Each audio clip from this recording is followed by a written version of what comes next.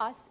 Oh, you. Are you going to together? Yeah, let's hope. They're pretty good about, so I hope so. Yeah, we should.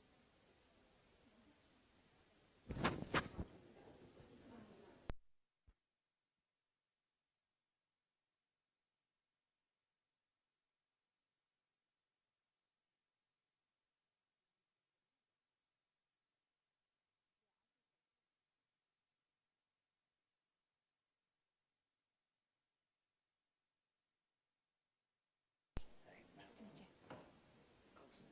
I can't believe we've never met. Afternoon.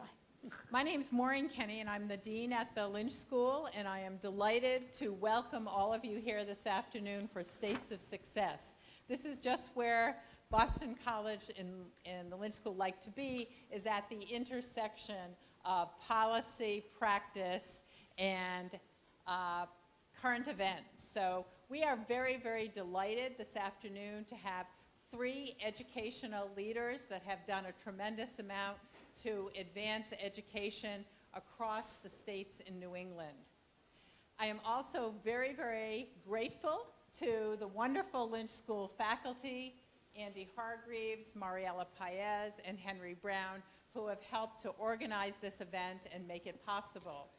Also, Kendra Butters, a number of doctoral students in the Tespeki department, as well as Christy Thayer, who works with us. So thanks to all who worked to organize this event and to make it possible for us to have this great dialogue this afternoon. So thank you. Thank you, Maureen. Thank you very much indeed. Well, welcome everybody this evening on the first Monday after Thanksgiving.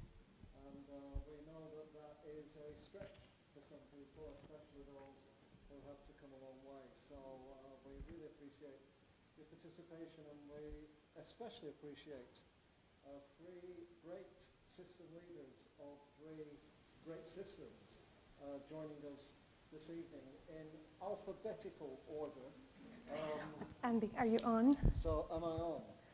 I have no idea. Yeah. Try now. Yeah. How does that sound now?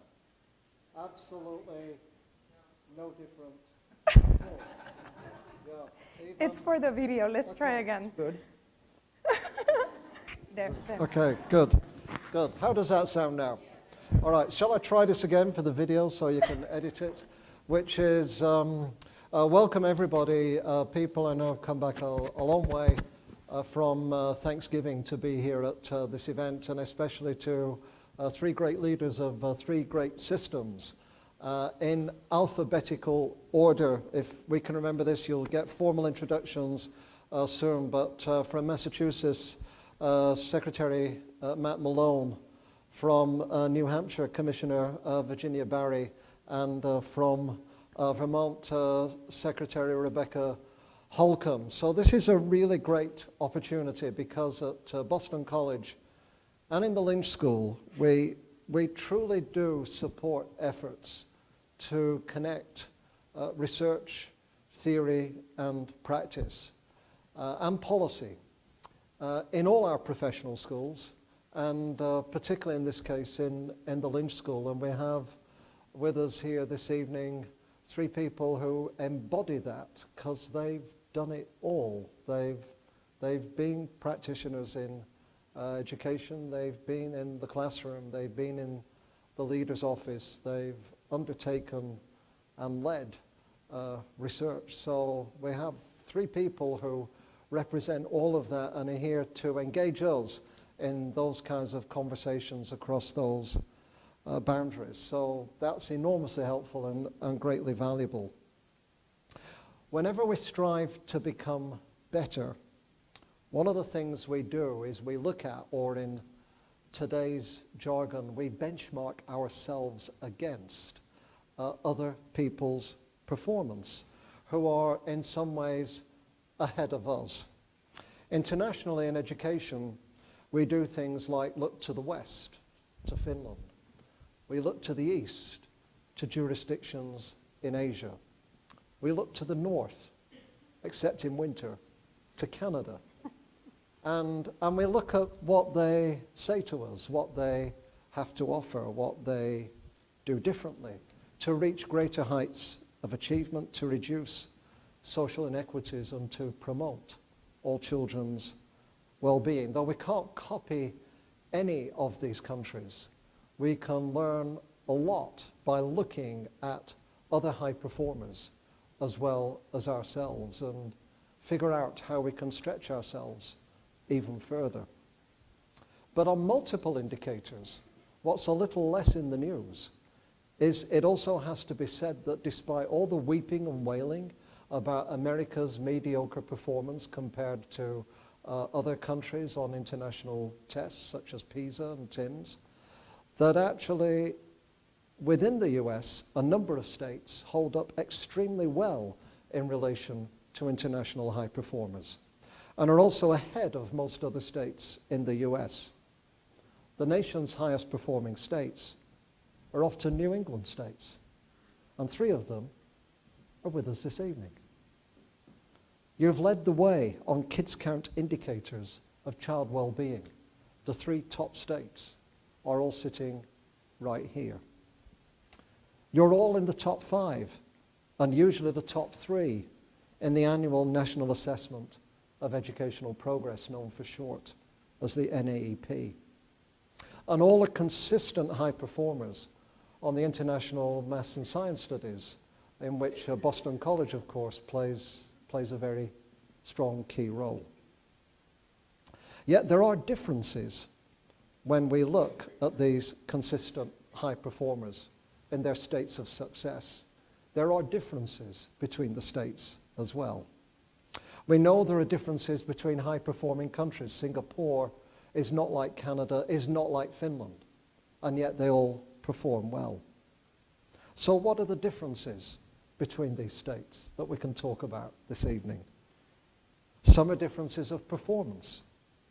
States do vary in terms of their records in equity and in achievement gaps, for example, and we'll probably have a chance to talk about those this evening. Some are differences of strategy in relation to approaches to such things as charter schools, testing, and early childhood provision. And I'm sure we'll get a chance to talk about that. And then there are differences we all know of policy, culture, and geography that are as plain as the mottos on the state's license plates. So tonight's discussion addresses 2 intriguing questions. What do these 3 high-performing states have in common that explains their existing success, despite all these other differences? And as prominent, though not perfect performers, what are the key areas where each of them still needs to improve? And what do their neighboring states do or have to offer that could help each state do better? Teachers get better when they work with and learn from other teachers. Schools get better when they learn from other schools. And perhaps tonight we might learn a bit about how states can get even better by learning about and working with each other. Now my colleague Henry Brown, having tantalized you with this teasing introduction to the similarities and differences, will introduce the main characters who will figure in the grand drama of this evening. Well, thank you, Andy, and welcome again to everyone, and especially to our panelists. I'm going to introduce 2 of our speakers, beginning with the speaker who's traveled the furthest. Rebecca Holcomb, on my right, is Secretary of the Agency of Education in the state of Vermont. She joined that agency in January of this year. She holds a BA in History from Brown, an MBA from Simmons, and a Master's of Education from the Harvard Graduate School of Education. She's taught at the middle school, high school, and university levels, and most recently she headed Dartmouth College's teacher education program. Secretary Holcomb has conducted research in a wide range of areas, including organizational learning, principal development, and school leadership, as well as high-stakes testing. So we're delighted to welcome you, Secretary Holcomb, to BC. Our second most distant panelist is Virginia Barry, who is Commissioner of Education in the state of New Hampshire, a position she has held since 2009. and she received her bachelor's at Florida State University, a master's in science from Queens College, CUNY, and a PhD from Florida State. She has more than 30 years of experience as a teacher, tenured professor, and high-level university administrator at the University of New Hampshire. Commissioner Barry is nationally recognized as an innovative, successful education leader who has helped New Hampshire move forward on a number of educational indicators, and we're delighted to welcome her to Boston College. Right. Welcome, everyone. I have the pleasure of presenting Matt Malone. Secretary Malone directs the Executive Office of Education, which is responsible for early education, K-12, and higher education in Massachusetts. Secretary Malone sits on the board of the Commonwealth Education Agencies. So he sits on the board of the Department of Early Education and Care, the Department of Elementary and Secondary Education, the Department of Higher Education, as well as the University of Massachusetts system. He's the governor's top advisor on education and helps shape the Commonwealth's continuous education reform agenda. Prior to his appointment, Secretary Malone was a superintendent of Brockton's public schools, and before that at the Swampscott's public schools. He also has worked as a leader in the San Diego City School District, supervising and evaluating 26 school principals serving 14,000 students. And Secretary Malone actually began his career as a teacher, an assistant principal, a headmaster. He is a graduate of the Lynch School of Education, where he obtained a master's in education and a PhD, and we're delighted to have you here with us today. Thank you. As far as format, what we like to do is start the forum with brief remarks. So each panelist is going to have a 5 minutes of presentation, and we ask the secretaries and the commissioner to think about what does their state do well and what does the state need to do next in terms of their education. So we're going to hear from the remarks, and then the panelists are going to take questions, and then we'll have time for audience questions. So now we'll start with the remarks, and our first presenter will be Secretary Malone. Thank you. It's an honor and a privilege to be here today. Every time Professor Hargreaves talks, I close my eyes and think I'm listening to Mick Jagger. Honor being in the room. I heard he dances like Mick Jagger, too. I've heard that recently. Got the moves like Jagger, Moves Professor. like Jagger. So, listen, I think That's you. yeah. That's you. I'm looking around the room, I see a lot of familiar faces there, too. I see Phil Padula's here, which is great to see you. And we got Fran Loftus also here, old friends of mine from the, not old friends, but friends of mine from the school. So it's a privilege to see you all. In Massachusetts, for us, it's really been about a winning strategy. And the winning strategy is one designed around three critical investments: education, innovation, and infrastructure. And those three core commitments of our governor have essentially been our core values, if you will, over the last 8 years of the Patrick administration. I think that if you say, what are we doing well or why are we doing it well, it's really about collaboration and alignment. And when we talk about collaboration, we're talking about public, private, we're talking about charter, district, we're talking about labor associations with outside advocacy groups, people working together all around a focus to close gaps. And those gaps that we're looking to close are achievement gaps and economic opportunity gaps. When I talk about alignment, I talk about how we've been successful in looking at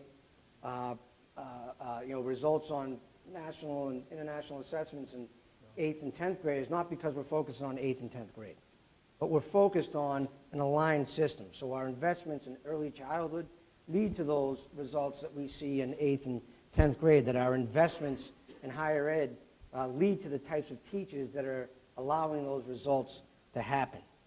So when we talk about the work of aligning a strategy or a theory of action, it's really around ensuring that the Secretary's office makes sure that essentially our four agencies, early childhood, K-12, higher ed, and UMass, are all focused specifically on opening doors and closing gaps. And it looks very differently across the different agencies, but I would say to you that the hard part of the work over the last 8 years in the Commonwealth is to ensure that everyone is pulling in the same direction and not getting caught in their silos, which quite often happens in education.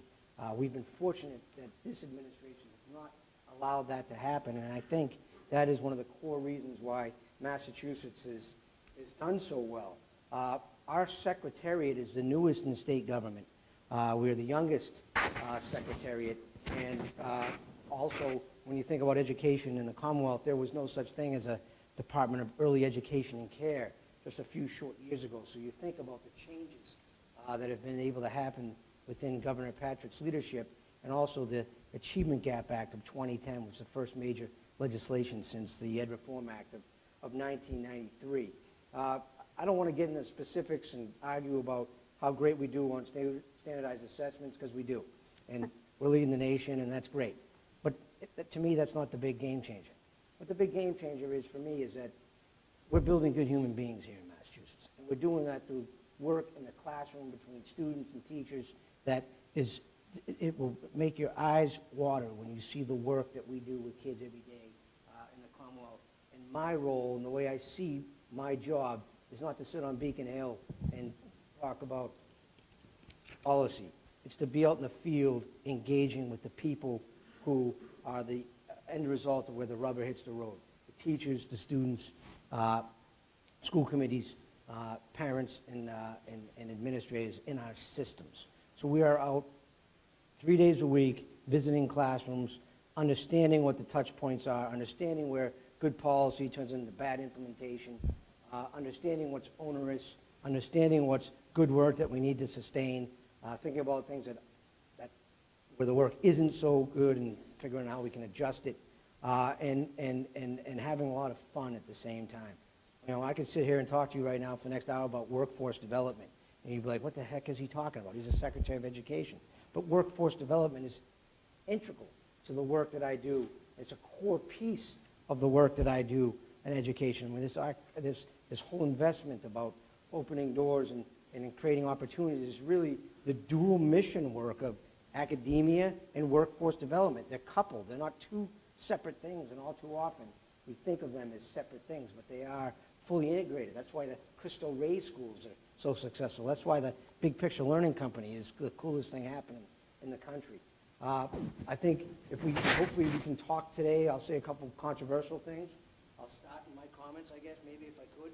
I think we assess too much. I think summative assessment's gone wild in Massachusetts. And I'm the Secretary of Education. I think we need to find a balance. I think we've gone over the edge. We've jumped the shark on too much of something that I think we need to have a real policy discussion about what is perhaps less is more. I mean, we've got kids alone, we've got third graders worried about what they're going to benchmark themselves against. It's kind of sounds a little crazy when you think about it, right? But that's the reality of where we are. I'll also say to you that if we aren't involving our teachers in this work, we're wasting everyone's time, because they are our core partners and have to be at the table setting the direction and helping shape the policy as we move forward. I give our governor a lot of credit. Everything that we've done over the last 8 years has had our two major labor unions at the table. And now I got the book. Good, that's great. Thank you so much for your opening remarks. Commissioner Barry, you're next. Great, thank you. And it is a pleasure to be here. I really appreciate it. So I think one way that I like to describe New Hampshire is just sort of set a context for New Hampshire, because we are all very different in our demographics. So New Hampshire has 220, just barely 220,000 students.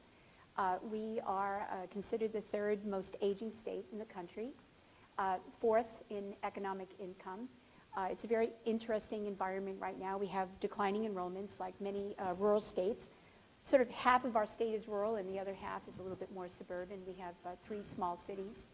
But I think one interesting element of reform efforts is our government structure. We have 144 legislators, and they are voted in every 2 years. So when we talk about policy and we talk about reform efforts, it's a very, very complex environment to be able to move reform forward, because it's very intensely political. So we have, sort of a lot of splits going on right now. So I've been commissioner for the last 6 years, and I had the pleasure of starting the week that Race to the Top came out. And so for everyone in this room that remembers Race to the Top, it was very, very interesting. I came from higher education, and I just thought that Race to the Top was the greatest thing in the world, to be part of preparation programs and then to look at the possible reform efforts that were coming forward. But it was very complex, being in a state that really rejects the federal government to a large degree. So it was kind of an interesting time. And so in New Hampshire, the great thing about the state is that because we are small, we can collaborate. We only have 87 districts from right at the Canadian border right down to Massachusetts, to Vermont and Maine, and we can collaborate. So that's a big, huge part of how we've been able to move forward and get the important work done as it relates to students. We are probably, I think, the second, I don't know if we're right next to both of you, in terms of dropout rate. Our governor, Governor Lynch, about 8 years ago now, decided that all students would stay in school through 18 years of age. There was tremendous resistance to that. But the good thing about New Hampshire is people do get the importance of students, and over that period of time we went, actually at one point we're first in the nation in terms of declining dropout rates. So in our department, collaboration is used. We work very closely in the field with our superintendents. We work very closely with our teachers. And that has become the nuclei of the change process for us, reform. So we have 3 C's. We talk about collaboration, communication. It's a huge issue, even in a state as large as ours. Communicating where we want to go, working very closely with parents, and working closely with policymakers to say, how can we do this together and make sure that our state is viable? And the 3rd C is coherence. In New Hampshire, like most states, whatever reform efforts we try to put in place, they better make sense to people. So how we're able to communicate that becomes really, really essential. So what we do best is the collaboration piece and working together. Our emphasis, like Massachusetts, we are in our state economy. We are very concerned about the aging population in that we are not retaining young people of childbearing age. And so our business industry, our chambers, have worked very, very closely with the state to really put together an important relationship between education and the economy, and helping the general public to understand the importance of quality education and how people select to move into a state like New Hampshire, and how can we attract businesses. The partnership has been very, very helpful. We had tremendous dissent about the Common Core, and we've moved away from the Common Core title to New Hampshire College and Career Readiness, and we've worked very, very hard as a collaborative group looking at teacher evaluation. We'll probably talk about that a little bit later, but the teacher evaluation process that we developed involved a task force for 3 years. We did not go to high-stakes testing, and I agree with Secretary Malone. We are continuing to move away from every year summative testing. And we essentially have tried to get the public to look at assessment more as a tool to better understand developmentally where students are. So right now, I think those are really distinctive elements of where the state is. Excellent. Thank you very much. And Secretary Holcomb? Yeah. So I'm going to actually start with a story instead. Is there anyone here from Vermont who graduated? I'm so glad you're here. But I have to say, particularly for the younger people who look like they might be students, you're one of our best exports. And the other export that we have is maple syrup. And I want to tell you about a friend of mine who's a teacher in New York City. Ooh, I got to turn this on. Is that better? Yeah, Okay. that's great. So I want to tell you about a friend of mine who's from Vermont and is a teacher, and she teaches in New York City. And last spring, because she's a Vermonter and she grew up making maple syrup, she brought 3 boxes or buckets of sap down to her New York City classroom. And with her children, she helped them boil sap. And if you know, it takes about 40 gallons of sap to make a gallon of maple syrup. So she didn't make very much from 3 buckets. But I can only think of what it was like because it creates a lot of steam. And then about 2 weeks later, New York gave its new Common Core test. And take one guess what the reading prompt was about. It was about making maple syrup. And guess whose kids blew that test out of the park? And guess which teacher had the highest value-added score in that building? And Wow. someone asked her, what are you going to do next year to keep this up? She said, I'm going to boil sap in my classroom, except I have a funny feeling it won't be about maple sugaring next year. But I wanted to just throw that out there because I think Vermont is really at a tipping point or a pivot point, if you will, because we are the only state in this group that is a non-waiver state. We chose not to apply for a Race to the Top grant because we don't believe education is about racing different schools competing, because we really believe that education is a public good and we have to educate all our children well because that's what ensures the economic and the civic vitality of our future. And so really we have tried to figure out how to grapple with that. We are now, I think in the TIMS, we come in behind Massachusetts in math and science, but we are also the only state in the country which, according to the federal government, every one of our schools is now considered a low-performing school. Even though our students, particularly our affluent students, not only outscore the nation, but are accelerating away. The one group that we consistently have not been satisfied with, so you're talking about us as states of success, and I think my problem is I tend to perseverate on what I think we should do better. And I'm really worried about what I see as this growing socioeconomic equity issue in our country, and that is what we see in Vermont.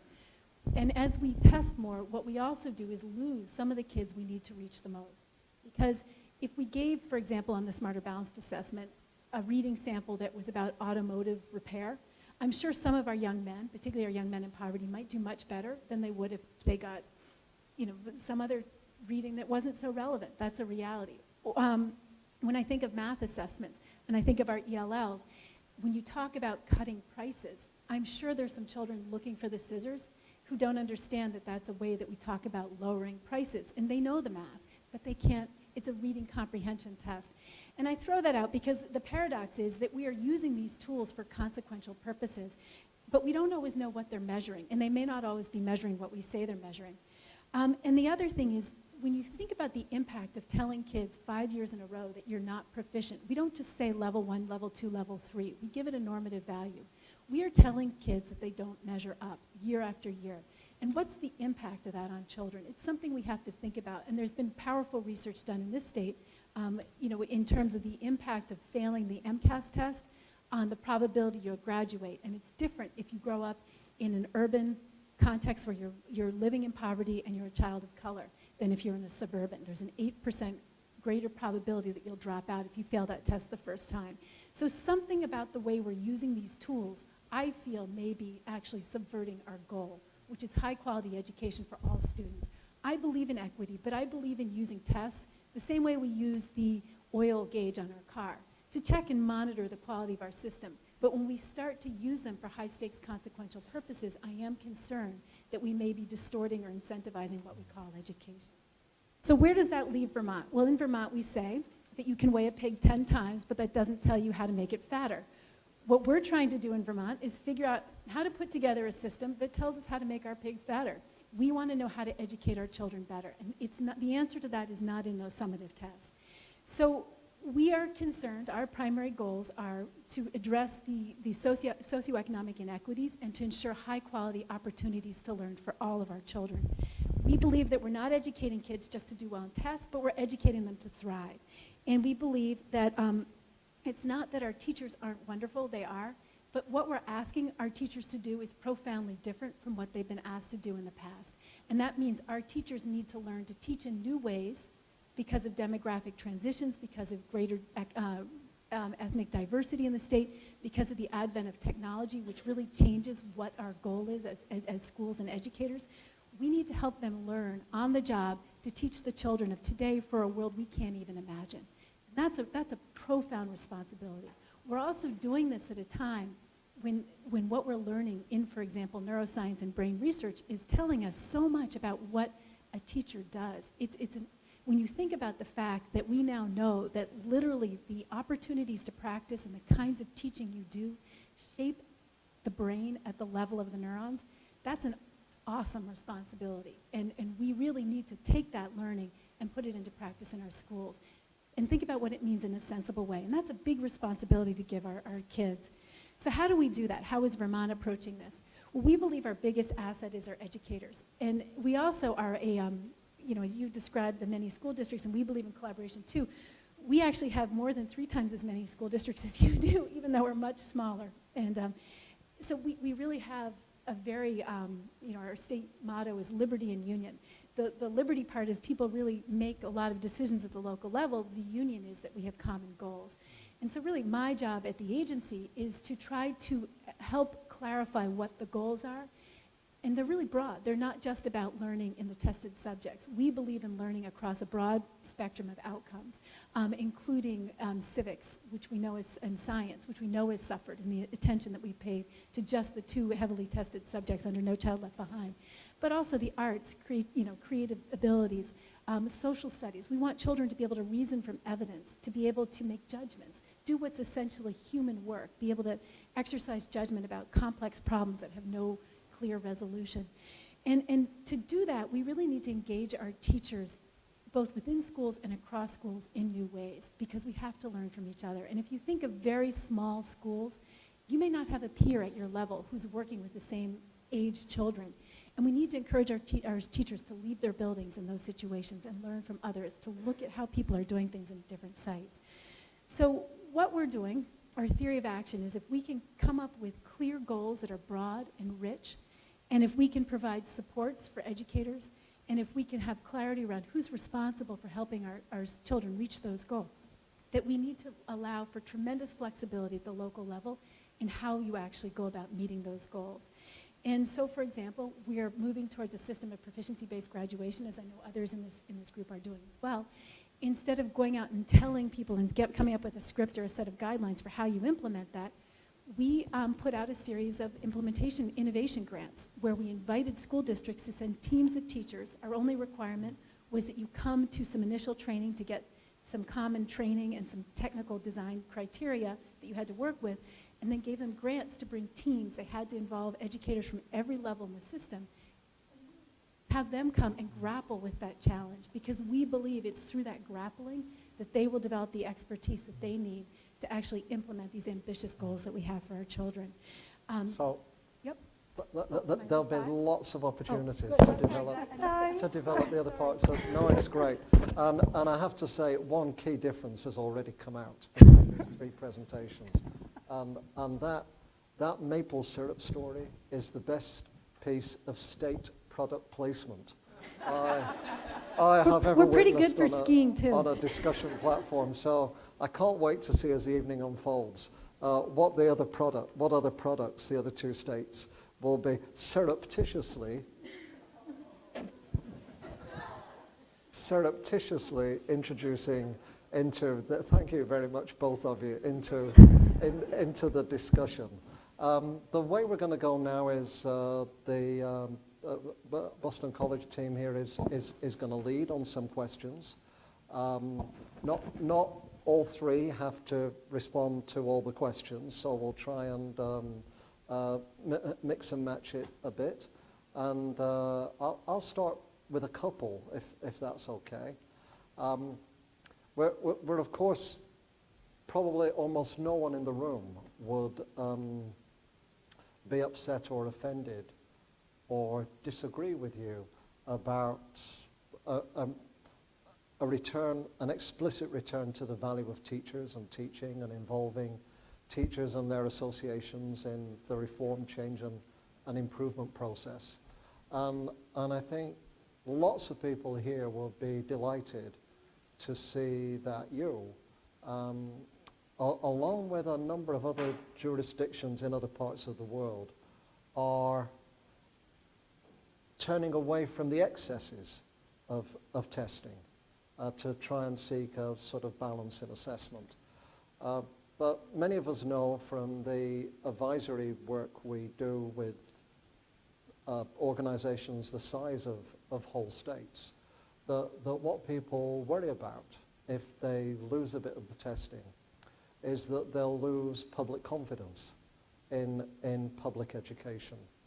So if if Secretary Duncan were to wake up, well, let's begin with that. If he were to wake up this week, if he were to wake up and say that he'd made a terrible mistake about testing and there should be no testing anywhere of a high-stakes nature in the United States, how else do you secure public confidence in public education in your states? Yeah, well, New Hampshire is leading the country right now in competency-based education, and it's been through many iterations over the years, determining definition-wise proficiency, different names. So we're leading the way. It's a complex issue. We are a waiver state, and the reason that we've sought a waiver in our state for two reasons. One, we are looking at our priority schools. We have 224 Title I schools, struggling schools, and we also were looking to close the achievement gap. But we are also in the process of seeking a second waiver this year as we move into into 2015. And one of the waivers that we'll be seeking is to allow for differentiated assessment in the state. One of those is based on performance-based assessment. We'll be running a pilot for 4 large school districts to look at performance-based assessment. The way it's being communicated to the public is we're looking for and supporting competent and confident children.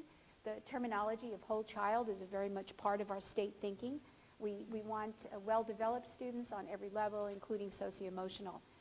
And so that becomes a big part of it. We're also looking to move towards the SAT College Board at the 11th grade, the entire state. Not unlike Maine did probably almost 10 years ago now.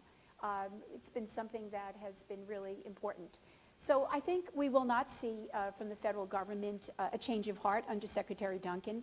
They have 2 years left to continue to support these reform efforts, but I think that the waiver process allows states to really modify and try to look at their own state demographics and reform efforts to improve education. And so the waivers have really, for many states, really served us well because it's given us greater freedom. But I do not think we're going to see a change in terms of summative assessment other than waivers. Okay. Meanwhile, what are the other ways of securing public confidence as well as through changing the strategies towards assessments? The other ways of doing that is, really I think New Hampshire, I wanted to set the context before because we are a different type of state. Every state, one of the things I've learned as commissioners, every single state is different. We all belong to an organization, a national organization of 51 commissioners in the country, 50 commissioners. And what you learn is every state has this very unique element of their culture and who they are. In our state, getting parents involved is really, really important. As I mentioned before, having young people really invest in their local schools. We are a local control state, and I really want to emphasize, I grew up in New York, where it's a very hierarchical state. The state says, do this, do that, you just do it. In New Hampshire, we have no authority. As commissioner, I have no authority over local control. They have to do, we can guide, we can support, but they will ultimately make all of their own decisions. All of them. And other than, we have a law that says you must participate in statewide assessment, and right now that's very controversial, and under the federal guidelines, you must participate if you accept federal dollars. So local control is a really interesting element of creating cultures within communities, but the way we're changing it is working with parents so that they see the value of a quality education, and a line that we always use is we're providing education to support children's future. It's their future, helping to get people off of the way it was and looking about possibly the way it will be in the future for their success. Thank you. That's great. Really gets the discussion going. Now I want to follow up with a question. Okay, yeah, go ahead. Two points of view will be good. The issue of public confidence in public education is, we do that just for the reputations and the marketing we do at our schools, but if we were doing a poor job, why is the cheapest house in Newton $900,000? I mean, think about everyone wants to move to Massachusetts to go to the public schools. It's one of our strengths. Our greatest export is a state. You talked about marketing maple syrup. I'm going to market brain power. It's as important to Massachusetts as our governor likes to say, corn is to wherever corn comes from and oil is to Texas. right? Iowa, right? I mean, so, we don't have the natural resources other than the people that we have. That's what makes our state so amazing.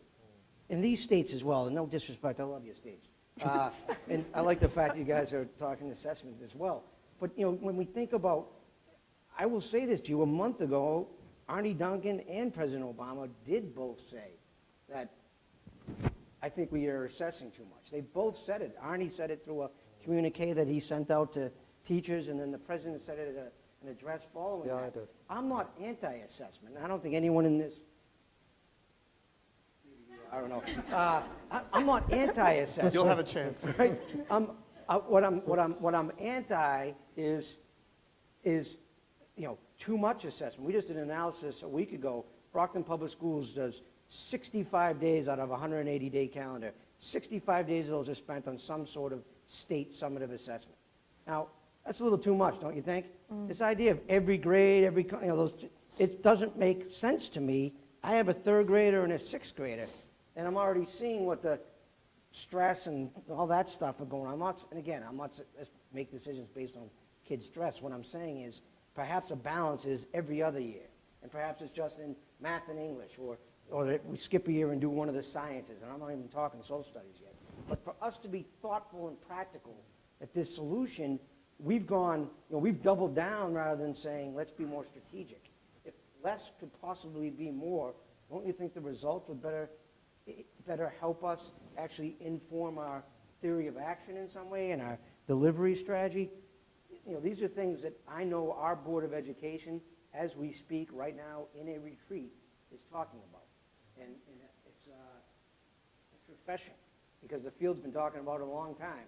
And when the folks that make decisions don't listen in the field, they have problems. Okay, so this is great You're stuff. going to let me Just- answer that? Yes, we have Okay, to. go on. For the first question, all three get to answer. Okay. And And actually- probably for every question. For all I the would think as questions. well. And you're staying till 10, didn't I tell you? So I have to say, I agree with you about the performance-based assessments. I have to say in Vermont, these tests don't have credibility, because people look at our state and they say, how can every school be a low-performing, failing school? What we're going to do is we're going to invite legislators and we're going to invite newspaper reporters to sit down and take the Smarter Balanced Assessment with our kids. Because when we see that they fail in comparable numbers to our students, I think that will be instructive about what these tests really measure. I'm going to ask you to raise your hand if you think you could give me an informal explanation of what Cavalieri's principle is. Anyone?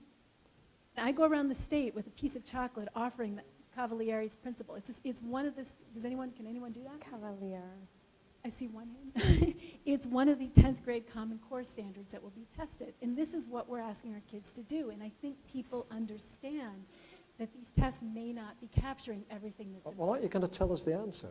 No, You're you look it supposed up. to know. You're supposed to know. You're a professor of education. I do believe in tests, but I think when we use tests the way we're using them, we actually even erode the value of them for the purpose for which they were intended. My daughter actually went to school in Newton, and one of the reasons we were happy to go back to Vermont, frankly, is because they were using released forms of the test every day to practice for the MCAS. And I've seen the research that shows you in some of the states, not in Massachusetts, but in some states, you see these astronomical gains on the state tests, and they're not matched on NAEP. And what that tells you is we're learning things in school that matter for test taking, but they may not actually be useful to our children when they leave school and go out into the real world. And that's a tragedy, because what we're doing is we're masking an equity gap, and that the people who will be most adversely affected are the people who really need that broad experience and that broad learning the most. So it's great to see 3 states taking a lead in this particular area, and I think many people will feel very positive about what all of you have been saying.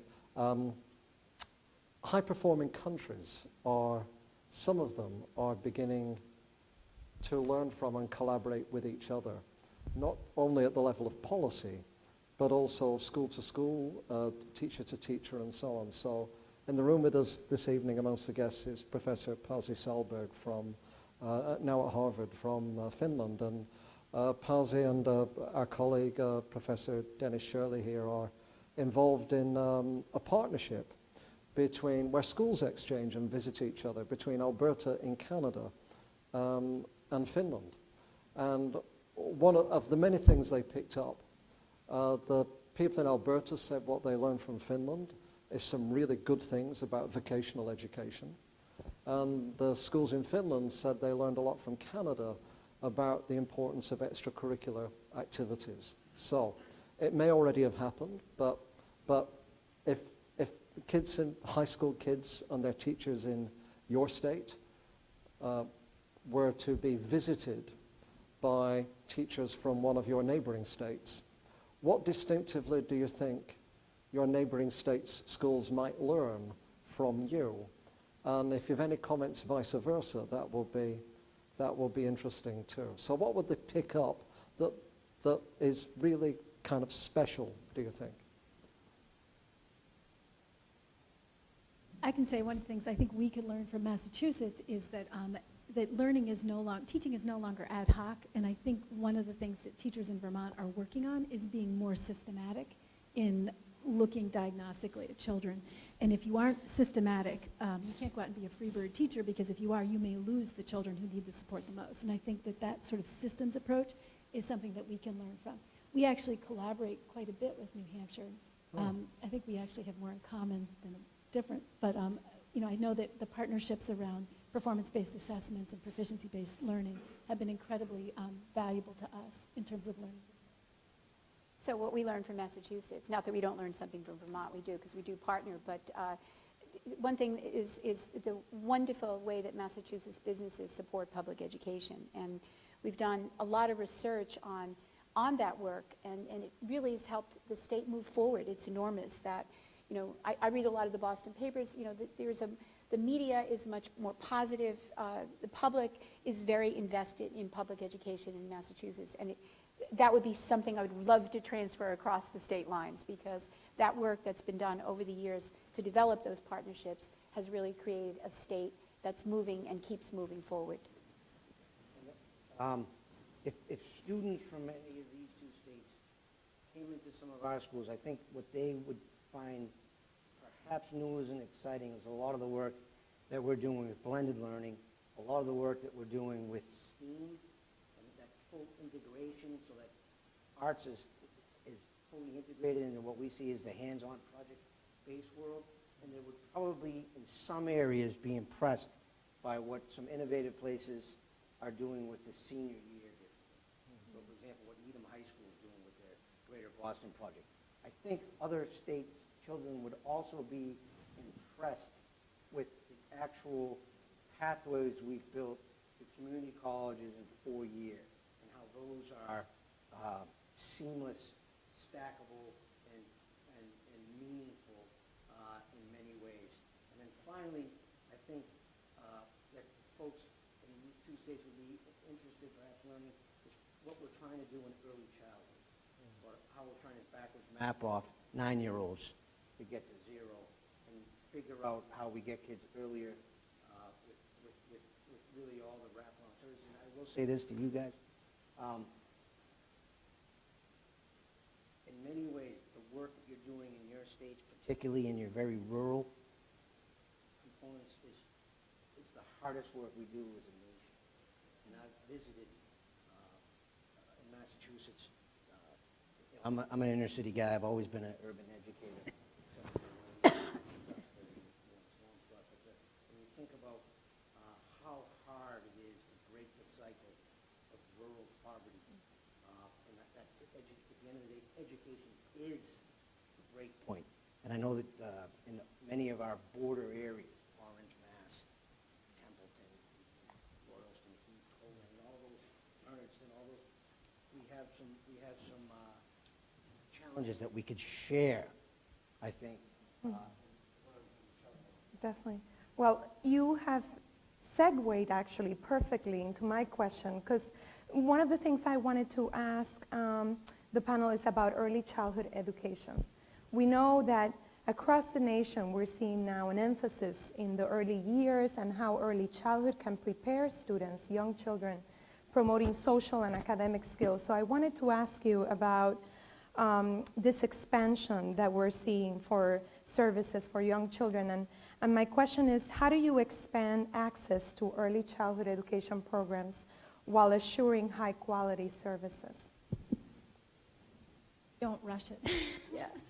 Vermont actually passed new legislation last spring that will guarantee access to high-quality early childhood education for all children in the state of Vermont, all 3, 4, and 5-year-olds who aren't yet old enough to go to kindergarten.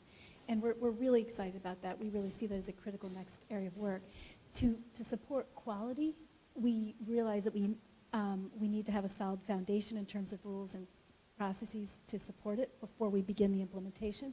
We also need to, and we have worked very, very actively with our private partners, both in the philanthropic world, but also with businesses and private providers, to support professional development and training to support high quality. And we're fortunate enough to receive some money from the federal government to support standards setting.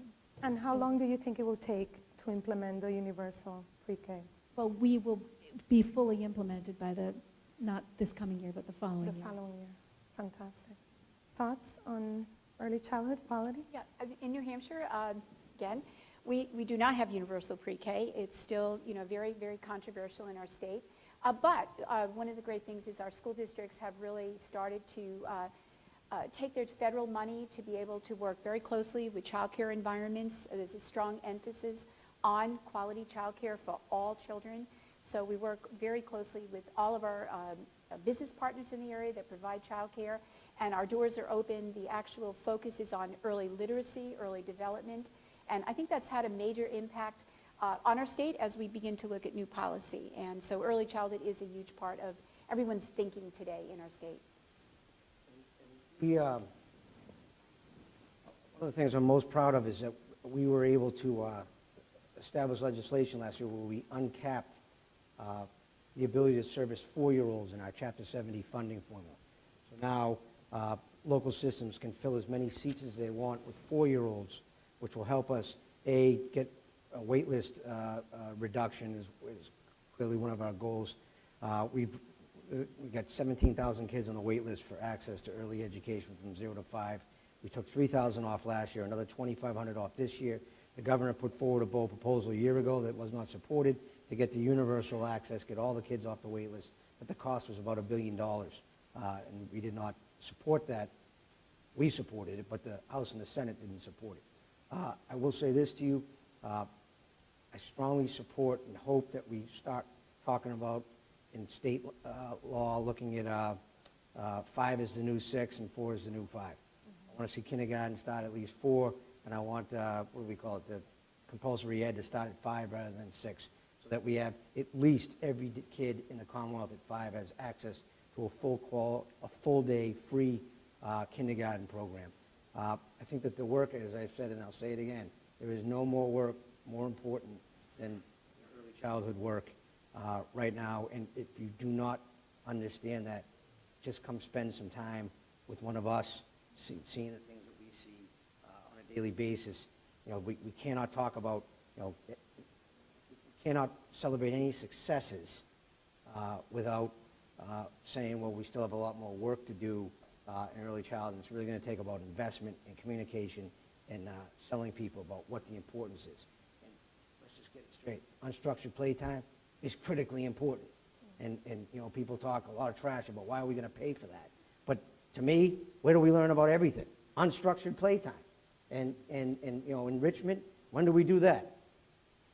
Right? What country learned from, I guess Canadians do, you just said, enrichment well, perhaps.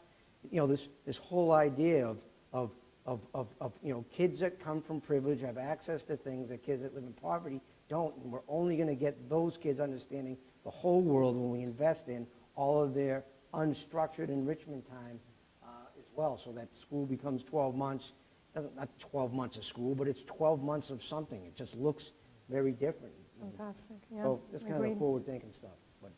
Great. Play for learning, we call it in the early childhood courses that I teach, and I saw my students nodding, yes, thank you for being here. When do we do recess until? Like we stop it at 5th grade. I need recess now, right? I mean, I think everyone in the world does. So, I mean, you think about, right, well, right. Well, thank you for your responses. Henry? Well, thank you, yes, and let me just follow up a little bit on this issue, to take it a little more broadly, as you know, many people feel that some of the issues we have around education are not solely the province of departments of education, that children bring with them many problems. They develop issues. They could be psychological issues, medical issues, dental issues, so on. And unfortunately, many children today do not have access to the kinds of extra school services that remove barriers to learning. What are you doing in your state in terms of trying to bring partnerships among different state agencies to provide the kind of wraparound services that might support academic learning above and beyond what you do in the school, whether it's unstructured or structured?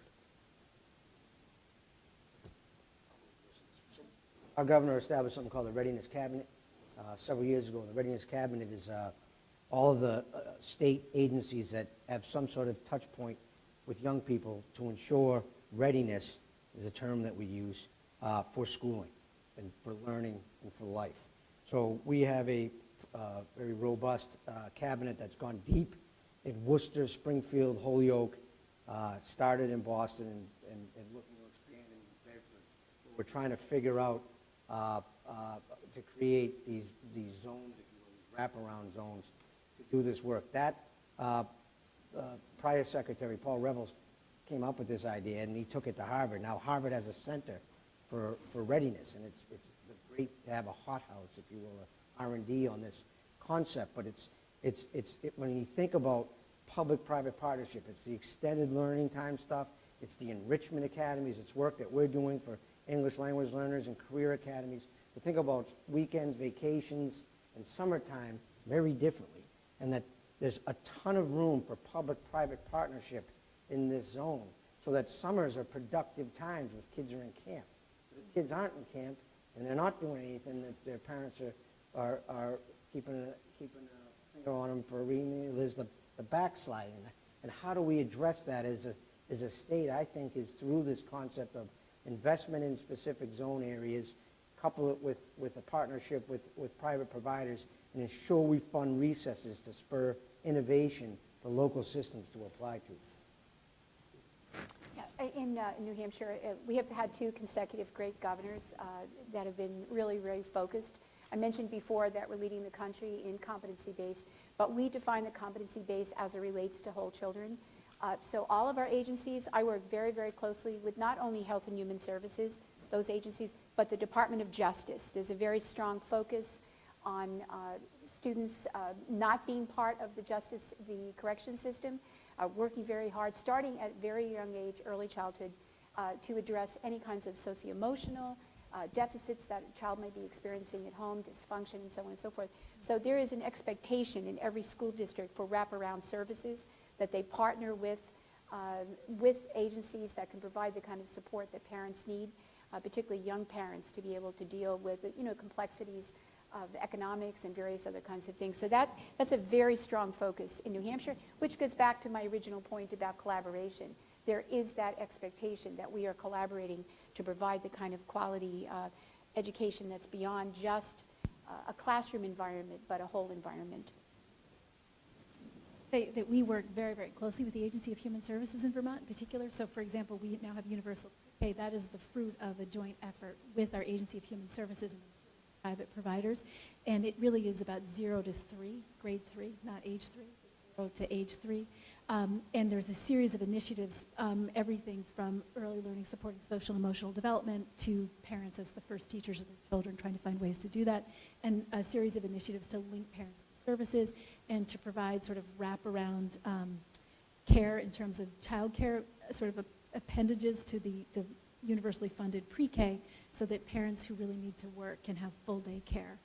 So that's one example. We also work with a nonprofit organization to extend extended day. So we would love to give after school to everybody and summer learning to everybody for all the reasons you described, and we're working with partners.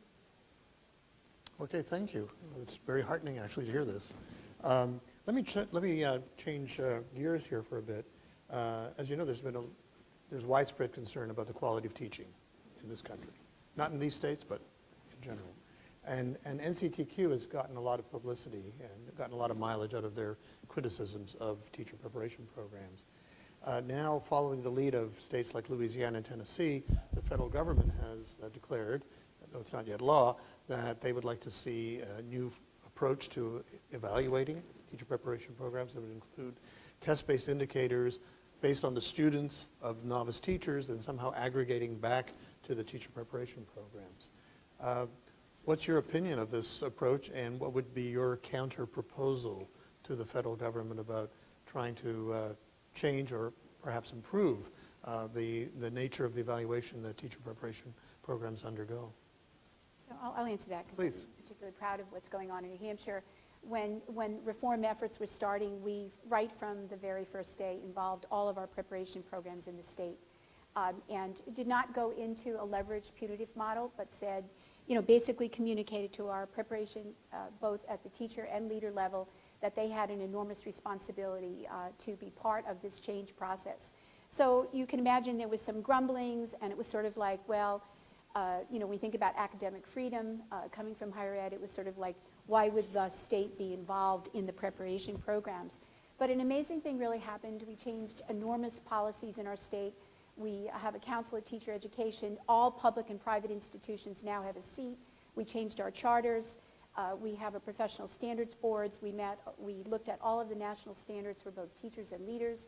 We got full investment from our teachers unions, NEA and AFT. They are all at the table involved. Along with that is a very strong focus of selectivity of students into the preparation programs at both levels, and also alignment with state priorities, because one of the things, feedback from our superintendents is many students graduate without data literacy. They don't have a deep understanding of child development. They don't understand wraparound services. They don't understand what's going on. And so I'm very pleased to say that all of our public and private institutions in our state that certify teachers came to our State Board of Education in writing and proposed their commitment to preparation programs. And it's a very positive model, and they have taken enormous responsibility, including a movement towards changing tenure rules where those faculty members in the preparation programs would work alongside the state, looking at data, doing and conducting research, and so on and so forth. So that's been a huge emphasis. It took the pressure and spread it across everybody, that everyone had an ultimate responsibility to be sure we have the best teachers in our schools, in all of our schools.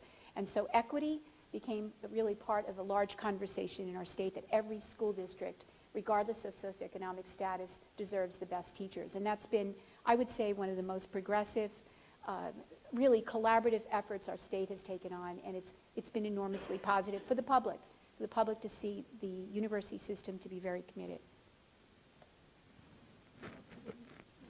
On Massachusetts, awesome stuff. At the higher ed level, Massachusetts Secretary has all the 29 public campuses underneath us, teacher prep programs. And that, to me, is our greatest strength. The teacher prep programs are at the table with the K-12 stuff to understand in the early childhood. But what's frustrating, look, I love you guys, and BC puts out the best teachers in the world. They truly do. But we have to figure out how the ed schools pre-service are graduating everyone with all the stuff that we're making everyone else do right now. So they're graduating retail trained, that they are showing up with a clear understanding around what the differentiated learning looks like, what it means to be part of a data team and use assessment. All of those pieces. And it's not for me so much as the regulatory function. It's really a function of I think it's really a function of the open market. I like to see schools and providing more innovation, so that BC having the greatest teachers in the world, but UMass Boston also saying, well, we can do as well as building their own programs to have all those things. I don't know if I'm a big fan about looking at student achievement results and saying we're going to hold you accountable, hold your school on that, but there's probably metrics that those could be coupled with, and maybe we could have a host of metrics to be able to do. There's a problem with using student achievement data always. We do a disservice to incentivizing people working with our toughest populations. Because they're always going to score lower. And then we have a problem with like alt ed, and we have a problem with dropout recovery in places where we want people to go in and do the work. Look, the work in Brockton is great, right? I'm the only superintendent in the state that doesn't have a level 4 school. And the achievement's going through the roof. But when you just look at achievement, not coupled with growth, the achievement is not as good as other places. And we want to attract teachers to work in those places. And if we're tying their prep to some other score and then tying it back, I think that probably will disincentivize, if you will, our best and brightest going into those. Because let me just say this last one I'm going to say on this topic. We're out talking to high school kids 3 days a week out in the field. And what scares the hell out of me is when I ask folks what they want to do, not one hand goes up to be a teacher. Maybe one. That's frustrating to me because it's the greatest job in the world once you get into it and understand it. And we need, all of us, and everyone in this room, we need to find a way to market our profession in a way that brings honor back to the work and makes it the true calling that it's supposed to be, so that this isn't about a paycheck and about getting scored. It's about service, and that service and calling, I talked about this at BC before, why we do. So we run to work because we love the job, and we incentivize it by creating these amazing places where people want to work rather than beating people down because of some X factor that didn't happen. So that to me is really kind of the next 10 years. I think we're going to have some hard talks about this as a nation, figuring out how we can make this the place, why some of these other nations you guys study, the people that go into the field, these are the best and the brightest in the whole nation that go to these, that go into this, because it's an honorable profession. We need to bring the honor back to it. So in a way, if I could follow up, let's play with the idea for a second. One way of moving on from what you're saying is to say that at the bottom, with low performers, turnaround strategies focus a lot on really more shackles, more constraints, more intervention, more monitoring, more accountability. Are you suggesting in a way that to attract really good teachers and leaders to work there for some period of time, it might actually be desirable to take the shackles off rather than put the shackles on? Level 3 bill that was proposed last year, the Level 3 charter bill that didn't get passed, included exactly what you're talking about. And when I was superintendent and some other superintendents led the development of that bill. And what that looks like is something called site-level redesign, to empower teams and incentivize them in the field before you get taken over and get the, it goes back to Elmore's tight, loose coupling, right? Accountability, I'm not afraid of. I want, I'll take it all. But what we need to do is empower and inspire people to site level to make the changes needed around the conditions of schooling, create a catalyst for a year's worth of growth, or more than a year's growth in a year's time. We have places that are showing that. And it's not just the turnaround districts, which is high prescription, but even in Lawrence there's been freedom and flexibilities. And those folks have run with it. And when they do run with it, I think we get greater results. So it's not one or the other. It's kind of thinking about how we can blend the two. I get the last question, unless you wanted to comment on. Someone who used to work in a teacher ed program, I think one of the things I've struggled with is what makes good teachers is not just that you've taken courses and you know how to use data. You have to have a passion for your subject. If you're teaching at the secondary level, you have to have deep knowledge in your subject, and you have to have deep knowledge about how to teach that subject. And those are not things you develop in an instant. And frankly, as a former first-year teacher, I will tell you we're all terrible our first couple years. I don't believe anyone who says they were brilliant their first year. Some people are more efficient at teaching to a test their first year than others. But we have to have a long-term vision for how we develop educators, and it has to go, thank you to those of you who develop teachers, but it doesn't end when you graduate and move on. Agreed. And I have to second what you're saying. And I wish we were a truly integrated nation. We're not. We're actually more segregated now than we were, I think, pre-civil rights. And that has at least we certainly are in Vermont, that has profound implications for our teachers. And if these tests are still grade level tests, so if your students are performing more than 2 grade levels below that test, even if you get tremendous gains, it won't even show up on that test. And that's even assuming that people aren't narrowing instruction to the test in ways that introduce other equity gaps. So we have to be very careful because we can't punish programs for sending our most qualified teachers where they need to go the best. And we also can't put so many restrictions and so many burdens on teachers who are entering the field that they say, forget it. At Dartmouth, our problem was that the math that students, for example, had to demonstrate to get certification was math they did in high school. So it was so burdensome to demonstrate it that they just said, forget it, and I'll go to TFA. The problem with that is you enter the classroom then with no preparation, and you burn out, and you're gone in 2 years. And as an educator, as a principal, I knew I couldn't afford that kind of turnover because it took me more than 2 years to get those teachers to a level of competence. And I couldn't afford to have people come in who couldn't survive. Definitely. Excellent. Excellent points. For the last question, I like to talk about English language learners or bilingual students. And I was thinking about exactly what to ask in this context because I had 10 questions, but I get only to ask one. So, of course, you know, we have been focusing on English language learners for some time now because of the incredible demographic change we have seen an increase in the students across the nation. And we're also focusing on these students because we have evidence that is showing an academic achievement gap between ELLs and non-ELLs. I also like to talk about an opportunity gap because sometimes English language learners don't get the same opportunities to learn than other students get. And so I wanted to ask you, what has been the biggest challenge in reducing the academic achievement and opportunity gaps between English language learners and non-ELL students in your state? Biggest challenge?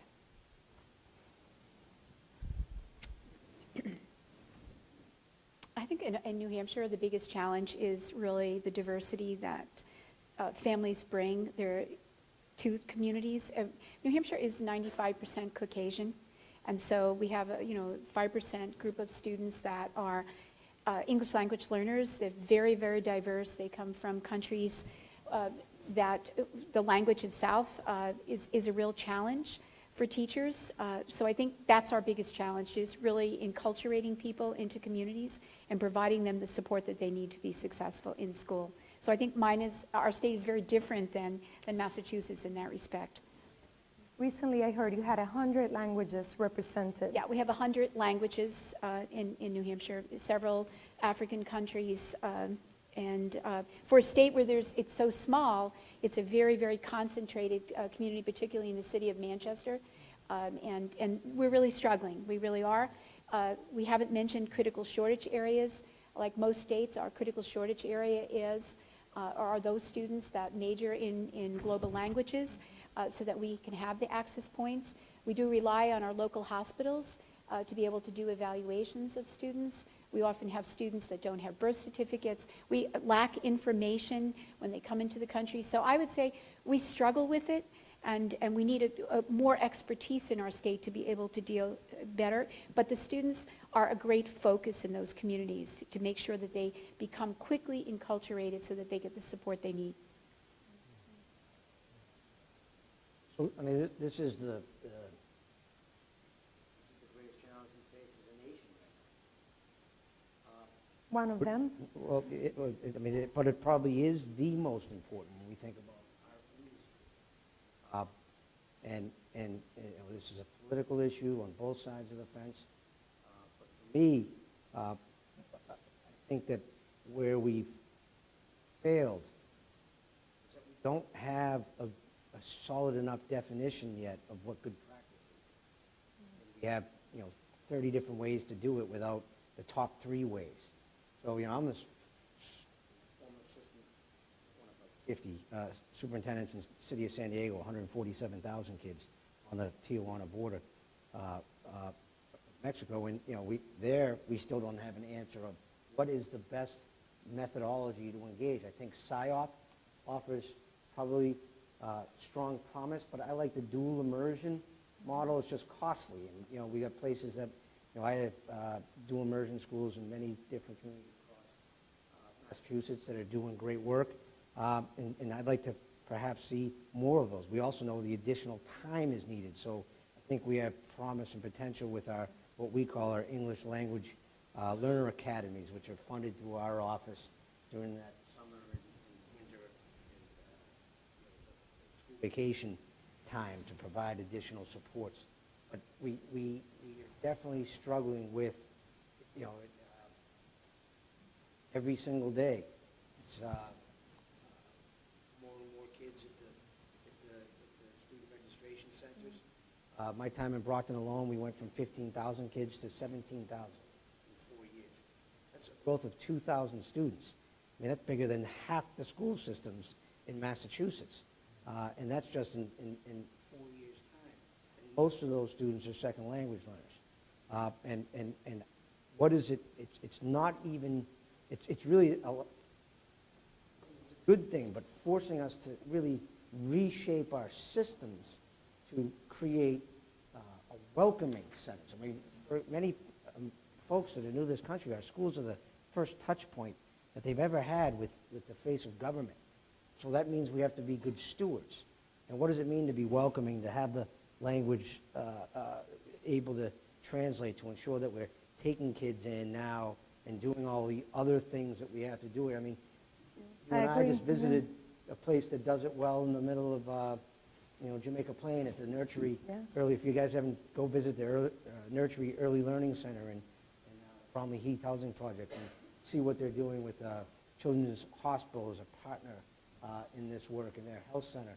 And we have to, if we don't get this right,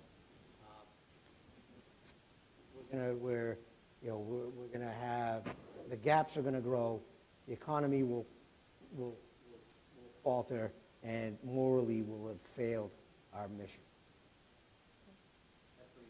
Yes, no, but it's true. It's about the future of the nation. And I'm glad you mentioned the two-way programs because I think they're promising, costly, and they require teacher training that perhaps we're not completely offering right now. We're just started offering the teacher training for those programs. One couple of last words, and I think we'll then turn it to the Q&A. Yes. So everything you said, which is good. The other thing I would say is that we also have, I mean, I'm mindful of Gary Orfield's recent Civil Rights Project release. Definitely. And I really think we need to hear the optimism in that too, and certainly for states with declining populations who are really struggling to find workers, to me this is a tremendous opportunity for us. And we really are seeing that the increasing numbers of students from different backgrounds and different countries is really very positive. It has also helped us to look at ourselves from the outside in a way that we might not have done. And there are certain partnerships, particularly in the Burlington-Winooski area, north in the state, more urban, where new American families have helped us understand the illogic of some of our systems and help us figure out how to translate them in a way that makes sense, not just for English language learners and new Americans, but also for children living in poverty, children who aren't, whose parents didn't go to college, all kinds of other things in terms of how you make that transition. The challenge that we have that is a little unique is that because many of our schools are so small and so rural, we have different issues associated with very low incidence, and this is something we also struggle with disabilities. That there may be one child in a school who is an English language learner, and that's very challenging. It's Yes. very, very challenging to try to support that, particularly in the absence of sufficiently trained staff. And heaven forbid that child also has a disability, because it's very difficult to find a special educator who also has training in English language learners, who can help us disentangle what Indeed, really important. So we have left some time for audience questions. Let's see. We could take 2 questions maybe with the time we have left. How are we doing on time, Megina? 0 time. No, let's take a couple of questions and then we'll have ending remarks.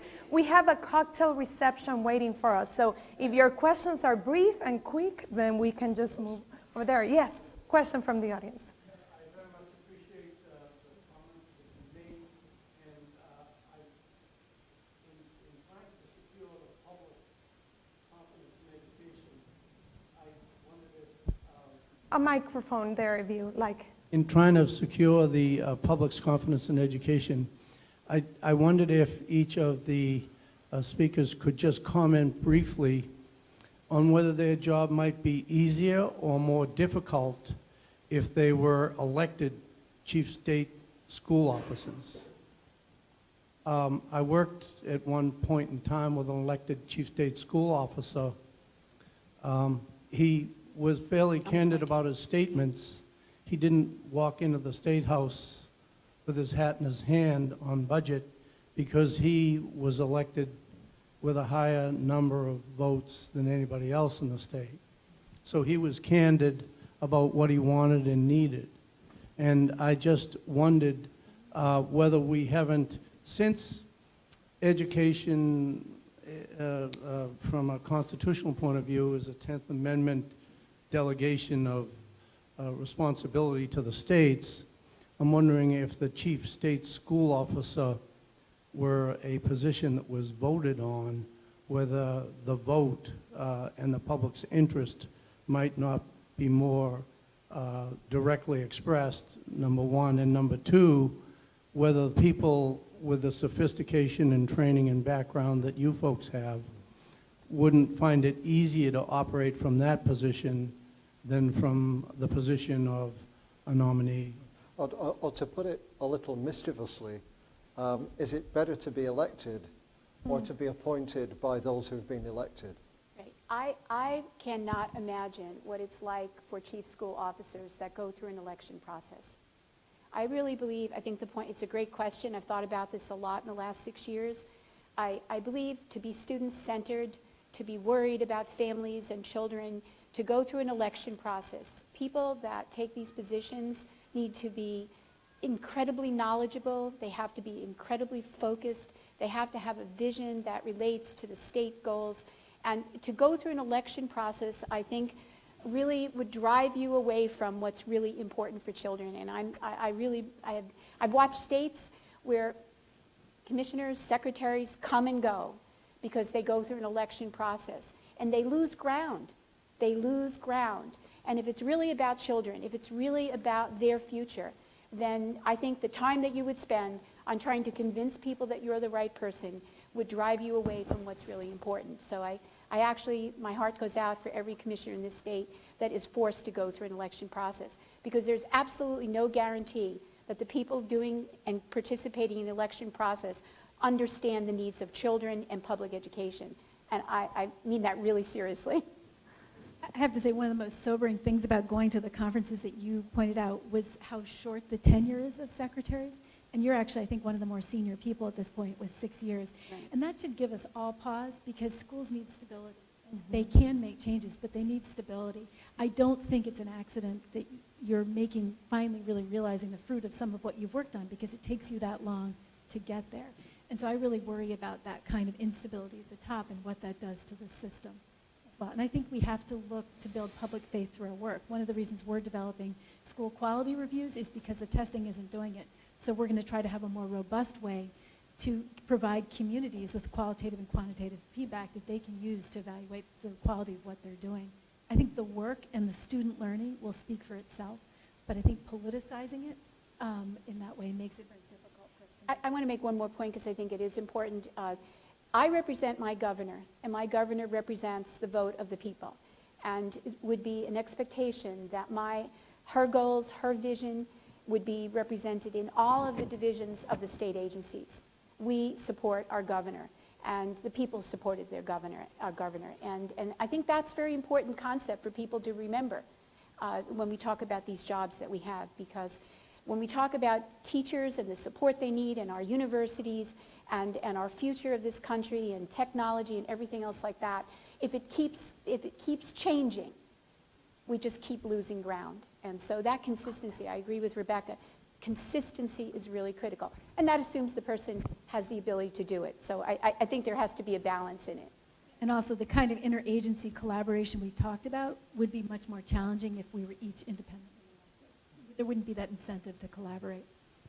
Thank you. So if the three leaders now will each have 3 minutes to make a closing statement at the end of Which could this be a session. minute, really. Yeah, so it's three I'll do a existential. It should I don't know whether it should feel like 3 and be 1 or feel like 1 and be 3, but three tight minutes. And for those of you who do have burning questions, at cocktail afterwards, I know that all 3 of you are staying behind.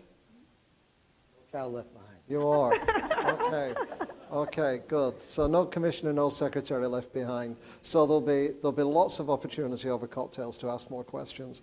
And could we ask you then in this order, Rebecca, could you be the first to make some concluding remarks? Well, mine will be short because I didn't prepare a closing statement. I think I misread my email. I'm sorry. I just want to say I don't think there's any public trust more important than educating our children. And it is the most complicated, it is the hardest thing I know I've ever done as a teacher. People often ask me if my job is challenging as that of a teacher in the classroom. And having worked now as a teacher, as a building leader, as a district leader, as an educator of principals, as an educator of teachers, what I come away with is that it's not about individual efforts, it's really about educators at every level of the system working together to build their understanding, their expertise, and their ability to collaborate across systems and across grade levels. And what concerns me so much about the policy environment that we're in right now is I think it pitches teaching as something that's a simple task that anyone can do. I think the way we recognize and we measure progress often erodes deeper learning, often erodes some of the breadth and depth of what we know constitutes a well-educated human being. And I think it sometimes masks some of the inequities that we know are there. I think that one of the biggest challenges we have is around socioeconomic inequities. I know Vermont has a very progressive, the most progressive funding formula in the country, and it is not enough. We cannot, these achievement gaps that we see, these happen outside. 2/3 of them are explained by learning outside of school. And I think if we really care about this, we have to ask ourselves what we're really willing to do. How much do we really care about equity, and are we really willing to put our effort in building the professional capital we need in our educators and providing the support for children that they need to be able to achieve our goals for them. And at the end of the day, there's no other excuse but rolling up our sleeves, putting our money where our mouth is, and doing the hard work. We cannot test our way to Finland, is what we say in Vermont. That is not how we're going to do it because there is no shortcut. It's incredibly complex, hard work that requires collaboration, not just within schools, but across agencies and across schools. And I hope you'll enjoy and support that. And if you're interested in coming to Vermont, let me know. We can use some good teachers. Great, thank you. Thank you. Matt? My closing comments. Guy in the back whose phone went off, aside from my mother's that went off too. This is my mother right here for everyone. I knew that was your That mother. is my mother. I knew it. But that was Jay Giles, wasn't it? No, the guy, right. So, yeah, yours wasn't. Yours was a robot. Listen, here's my closing comments. My closing comments are simple. Why are charter schools so successful? They're nimble. They're a unit of one. And we need to think very differently about systems in schools to create the same conditions. Independent schools are awesome because they are also units of one. Vocational high schools that are regional are units of one and getting great results. Places that are one-room schoolhouses and doing Montessori models, again, units of one. What's the lever of change? The lever of change is the site. The classroom is the place where the work happens, so we need to think about this strategy of site-level redesign and empowering our school levels, our individual schools with freedoms and flexibilities to do and try on new things so that the bureaucracy of the system doesn't swallow them up. That's how we will continue to get great results in Massachusetts. And at the end of the day, as I said when I started, we pat ourselves on the back all the time about our results, but it's not good enough. And it's great to pat ourselves on the back, but really, again, it comes down to the types of values that we instill in our young people, the type of opportunities and love and empathy that we teach, and that's what really makes, for us, an outstanding educational state to raise a child. That's great. That's really good. I'll be very quick. If you get a chance, you can go online to the New Hampshire Department of Education, and there's we actually sort of replicated what the New York Times did. We did an interactive story of the transformation in our state in terms of public education. And I think you'd find it very, very valuable because it sort of ties it up, but it mostly emphasizes that in a democracy, public education is absolutely essential for success of a nation. And I think it kind of puts together all the comments that have been made tonight. And thank you. Thank you. Thank you. There's,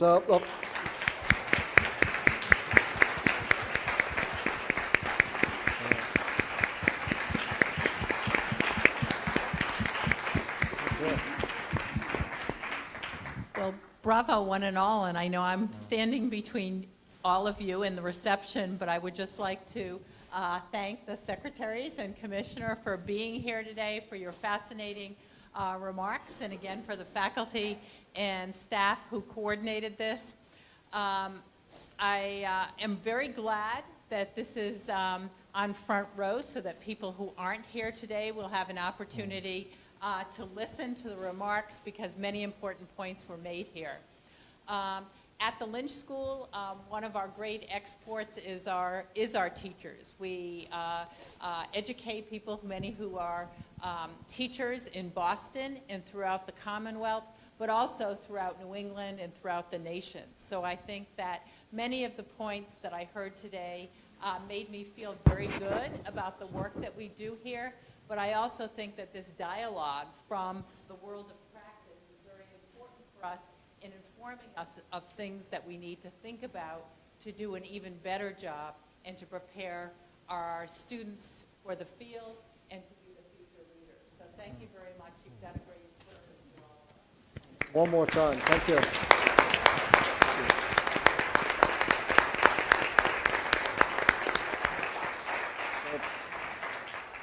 Well done. Thank you very Well done. much. Thank you. That's good. Did you enjoy that? Thank you. Yeah. Excellent. Yeah. Excellent. Did you enjoy that? Yeah, I mean, you really did. I could tell. Thank you very much. Yeah. Nice to meet you. That's great. That's a